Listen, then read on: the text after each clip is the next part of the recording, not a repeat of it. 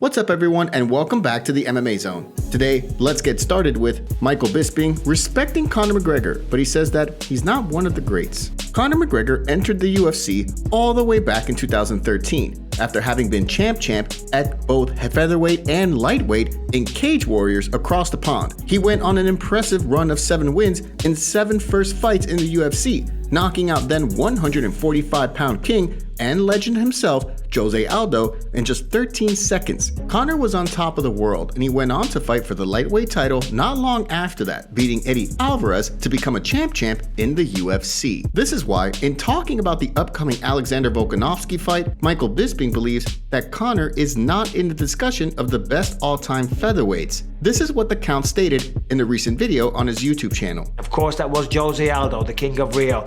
Then Conor McGregor knocked him out in 13 seconds. 12 seconds, whatever.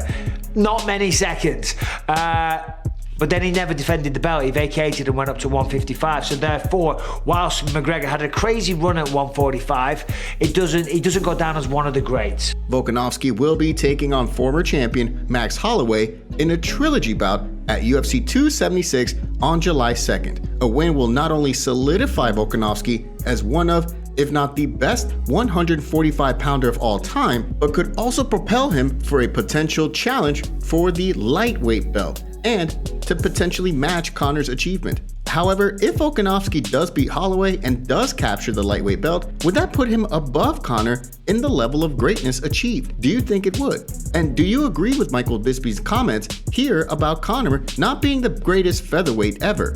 Darren Till stands up for Daniel Cormier. Darren Till is preparing for his upcoming middleweight battle against Jack Hermansson at UFC London on July 23. Till, the 9th-ranked middleweight at the moment, will be looking to get back to his winning ways by beating the tough Swedish-born Norwegian after going on a 2-fight losing streak. Till has been criticized over the last few years given his recent struggles at welterweight and now at middleweight, which is why he's now training alongside the surging welterweight in Khamzat Chimaev, becoming best buds with the Chechen Swede. But Till talks about never making excuses and just forging ahead. For this reason, he's no fan of any of the criticism being thrown toward Daniel Cormier for his color commentary. Recently, Cormier and Sean O'Malley got into a public spat after Sugar Sean criticized Cormier's commentary, saying he's biased against him and others. Cormier disagrees, but now here comes Till to say that fighters just shouldn't worry about Cormier in anything he's saying. Case in point, this is what Till stated in a recent Twitter thread that he has since deleted. People need to understand that DC is now a commentator and analyst for MMA. He's gonna say things us fighters don't like. He can't just please us all and build us all up. For example, when he was giving me and Khamzat over being best buddies, etc. Imagine me getting all sensitive and tweeting back to him like, hey I don't like them words you're saying. Grow the up everyone, it's his job. On a side note, shut the up DC, you fat and Chael, you better roast me on your podcast harder than you've ever roasted anyone in your life. On another side note as well, let's not forget that Fat Potato DC won 2 belts in 2 different categories. He's an all-time great, and it's some achievement. Jones is still the GOAT though. Even after all the ups and whatnot, Jones can't be touched, but neither can Potato DC. Well, what do you make of Till's comments here? Thiago Moises says that Islam Makhachev would be tougher than Beneil Dariush for Oliveira. Thiago Moises is in a good position to talk about both Islam Makhachev and Beneil Dariush, especially with both of them being eyed by the UFC for a potential lightweight title match against Charles Oliveira. Moises fought both Dariush and Makhachev, so he knows a thing or two about both fighters and what problems they would present to Oliveira. Moises lost to Dariush in his UFC debut back in 2018 by a decision, and he later lost to Makhachev by a submission in the 4th round in July of last year. Moises states that Dariush would be easier for Oliveira given that both of them are jiu-jitsu specialists and Oliveira would have the upper hand here. However, Islam might not beat Oliveira, but he'll make it a difficult fight given his high level of grappling that could just nullify much of Oliveira's attacks. This is what Moises told MMA Fighting in a recent interview about this. I think that a fight between Makhachev and Oliveira is 50-50. Charles has great chances of submitting him or maybe even knocking him out because Charles is doing great on the feet. But I also see Islam taking this fight to a decision and doing his thing of getting to a position and holding there and not giving him any opening. He doesn't do anything, but he doesn't let you do anything either. I think Islam is very tough, but he's no superhuman. He has flaws. He gets tired as well. I don't think he's like Khabib. Islam is on a 10-fight win streak. compared to Oliveira's 11-fight win streak. And given the way Islam has been beating his opponents, it's likely that the UFC would tap him over Dariush to fight for the belt, although confirmation has yet to be made on that front. Do you agree with Thiago Moises that Makhachev is a tougher matchup for Oliveira than Dariush?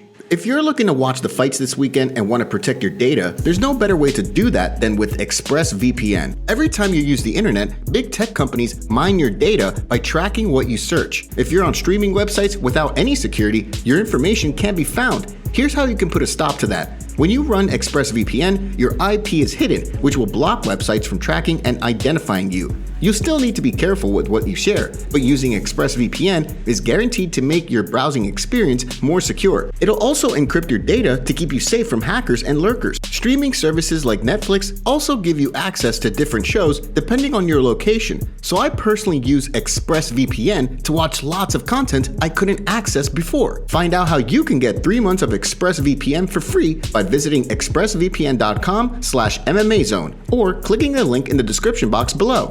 Don't forget to take a second to hit that like button to subscribe to the MMA Zone to stay up to date on all of the latest fight news. This break from fighting is helping Ciryl Gane. Did you know that Ciryl Gane only started fighting MMA full-time back in 2018? Yep. He's only fought in 11 fights and was undefeated with a perfect 10-0 record when he met Francis Ngannou in January of this year. The fight was massive, with Gane, the interim UFC heavyweight champion, being granted a shot at the undisputed title against his former sparring partner just a few years into his career. For Gane, everything in MMA has been in a rush. He entered the UFC in just his 3rd fight and fought his way to a title just a few short years after that. Prior to MMA, Gane was a full-time Muay Thai fighter and was dominant in the art of 8 limbs. In MMA, Gane has become known as a world beater because of his striking, but at UFC 270, during the heavyweight title unification fight, Ngannou showcased his much improved grappling game, which left Gane on the ground for much of the second half of that fight. It's now nearing 6 months since that fight, and Gane feels that this break in his career was needed to make the necessary adjustments for his game. Case in point, this is what Gane said in a recent interview with MMA Junkie. All my career I was in the rush. You see, I started that just 4 years ago, my career in MMA. I started that just a little 3 years in the UFC, and I did all I did. So I was always in the rush. So to have a few months like that, a few more months like that, this is maybe helped me to be better for my next fight. So. With Ngannou likely out for the rest of 2022 and a looming contract dispute in the cards for them, Gane has an opportunity to recalibrate and potentially get back into an interim title fight. He's taking on the ever-popular knockout artist in Tai Tuivasa on September 3rd in what will be the UFC's first ever show in the French capital at UFC Paris. Gane believes that if he can beat Tuivasa, he'll be granted another shot at the interim belt. But what do you think about his comments about this break that he's having?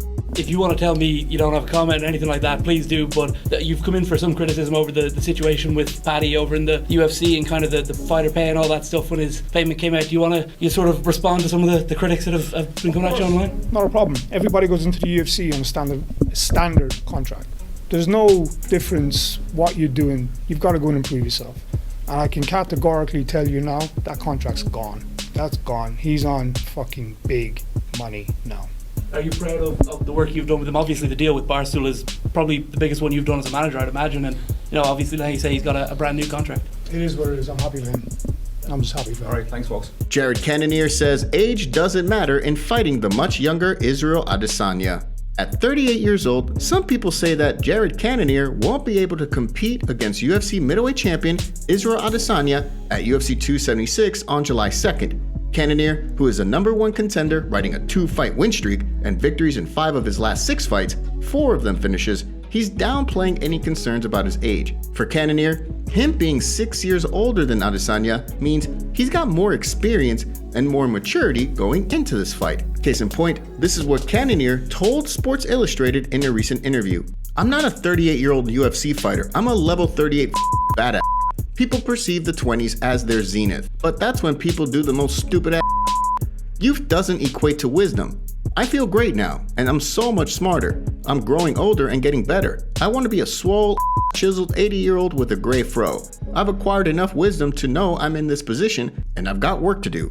I've taken the bumps, the bruises, and the losses. I'm here to shoot for the stars, to try for this win. If I fall short, it's a lesson to learn, not a reason to quit. I'm coming to throw some heat, make him miss, neutralize his game plan, and impose mine. We'll see what Israel brings out of me.